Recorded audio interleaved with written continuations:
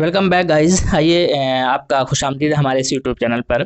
आइए बात करेंगे कि बिहार के अंदर जो इतनी ज़्यादा गरीबी है, इतनी ज़्यादा पिछड़ापन है, इतना ज़्यादा इलिटरेसी है, उसका रीज़न क्या है और क्या उस रीज़न को, उस कारण को गवर्नमेंट कभी कोशिश नहीं की कि उसको रिमूव आउट कर सके।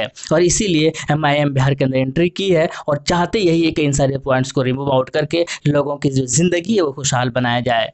आइए वो कौन कौन सा पॉइंट है एक नज़र हम लोग दौड़ाते हैं। सबसे बड़ा जो है कि Bihar is a famous for caste politics, यानी कि बिहार के अंदर, पूरे देश के अंदर अगर कोई ऐसा राज्य है जहाँ पर सबसे ज़्यादा कास्ट पॉलिटिक्स होता हो, सबसे ज़्यादा राजनीतिक जातीय राजनीति अगर होता हो, वो बिहार राज्य है। सबसे ज़्यादा होता है और एक उसूल होता है, एक पॉलिटिक्स का एक उसूल है कि अगर कास्ट पॉलिटिक्स हाई हाई हो तो डेवलपमेंट पॉलिटिक्स जो होता है वो ऑटोमेटिक लो हो जाता है। यानी कि दोनों के बीच में जो रिलेशन है वो इन्वर्सली प्रोपोर्शनल का है। एक बढ़ेगा तो दूसरा घटेगा, दूसरा घटेगा तो पहला बढ़ेगा। यानी कि अगर डेवलपमेंट पॉलिटिक्स अगर होता है तो कास्ट पॉलिटिक्स अपने आप ही कम हो जाएंगे। इसके बहुत सारे एग्जाम्पल है। केरल है इसका एग्जाम्पल, बेस्ट एग्जाम्पल है।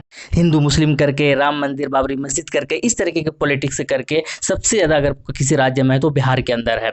और यही हुआ भी यही, लोग इसके अंदर इन्वॉल्वमेंट होते चले गए, इन्वॉल्व होते चले गए लोगों, राजनीतिक पॉलिटिक्स वालों ने इनका फ़ायदा उठाया और कभी डेवलपमेंट पर इनसे कभी भी वोट नहीं मांगा। यही वजह है कि जब 91 के बाद, यानी कि 90 दशक के बाद लिबरलाइजेशन आया देश के अंदर, तो उस समय जितने भी जितने भी राज्य थे पूरे देश के अंदर, सारे राज्य सोच रहे थे कि इंटरनेशनल फंडिंग कैसे हो, फॉरेन इन्वेस्टमेंट कैसे मिले, अपने लिबरलाइजेशन का फ़ायदा उठाए, अपने व्यापार को बढ़ाए और बड़े बड़े जो राज्य है उन जैसे कैसे बने। लेकिन वहाँ के पॉलिटिक्स सिर्फ कास्ट में उलझा के रख दिया और अभी तक वहाँ का जो पॉलिटिक्स होता है वो कास्ट वाइज ही पॉलिटिक्स होता है। ये पूरी दुनिया को पता है, पूरे देश को पता है।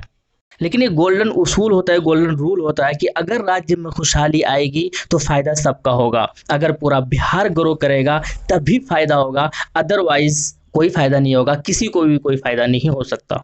दूसरा जो सबसे बड़ा पॉइंट निकल कर आता है वो है कि इंडस्ट्री। बिहार के अंदर इंडस्ट्री नहीं है, no major industry in Bihar, कोई भी बड़ी इंडस्ट्री नहीं है बिहार के अंदर। यही वजह है कि अगर बिहार के अंदर छोटा से छोटा सामान की ज़रूरत होती है तो या तो वेस्ट बंगाल से या मध्य प्रदेश से या उत्तर प्रदेश से या फिर दूसरे जो राज्य है वहाँ से मंगाया जाता है और वहाँ से ट्रक से भर भर कर सामान आता है। और चूँकि बिहार के अंदर कोई इंडस्ट्री है नहीं तो बिहार से जो वो ट्रक है वो खाली जाता है, जिसकी वजह से ट्रांसपोर्टेशन का जो खर्च है और कॉस्ट है वो बहुत ज़्यादा बढ़ जाता है। यही रीज़न है कि गरीबी जो है वहाँ बिहार के अंदर और भी ज़्यादा बढ़ती जा रही है। आपको यकीन नहीं होगा, 1980 के अंदर पंजाब से आगे था बिहार इकोनॉमी के मामले में, लेकिन अभी की अगर बात की जाए तो कई गुना ज़्यादा पंजाब हमसे आगे निकल गया, या बिहार से आगे निकल गया है। और कुछ कंपनी अपना ब्रांच या अपना सेटअप लगाने की कोशिश भी की तो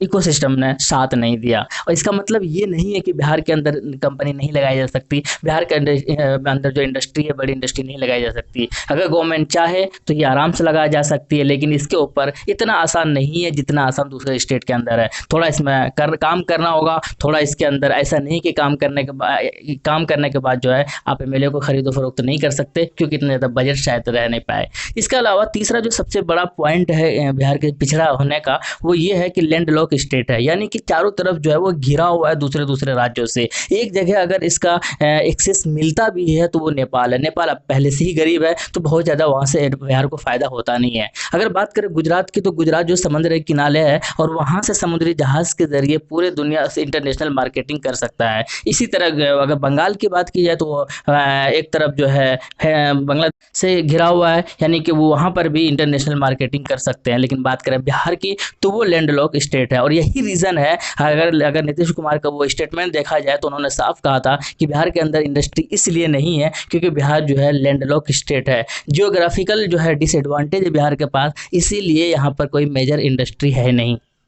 अब ये सवाल होता है कि क्या ये पॉइंट्स को रिमूव आउट नहीं हो सकता? तो बिल्कुल हो सकता है। कास्ट पॉलिटिक्स भी खत्म हो सकता है बिहार के अंदर, बिहार के अंदर इंडस्ट्री भी लगाई जा सकती है और बिहार जो है दूसरे राज्यों से अच्छा जो है लेन देन या वह अपना व्यापारिक से जो सिस्टम है उसको बढ़ा सकता है। लेकिन शर्त यही है कि फिर जो है वहाँ पर ज़्यादा करप्शन नहीं करना पड़ेगा। वहाँ पर बहुत सारी जो चीज़ें, जितनी घटिया पॉलिटिक्स होती है उन सारी चीज़ों को ख़त्म करना होगा और उसके लिए एक बदलाव की ज़रूरत है। और वो आपने पहले जो देखा देखा है 90s से आपने देखा आया है आरजेडी और जदयू को, शायद इसके अलावा किसी और पर भरोसा करना होगा जिसके अंदर ये एबिलिटी हो, जिसके अंदर ये काबिलियत हो। आपकी नज़र में हो सकता है कि जो भी हो आप उन्हें सपोर्ट करेंगे, तभी बिहार के अंदर बदलाव ज़रूरी है, तभी आप बदल सकते हैं। अदरवाइज़ जैसे आपके बड़े बाहर जाकर हमेशा लेबर का काम करते रहे, ऐसे ही आपके बच्चे भी बाहर जाकर लेबर का काम करेंगे, क्योंकि अगर बदलाव नहीं करोगे, कोशिश नहीं करोगे, तो शायद प्रॉब्लम जो है आपको पहले की तरह आपके फ्यूचर पे भी असर पड़ेगा। उम्मीद यही है कि आपको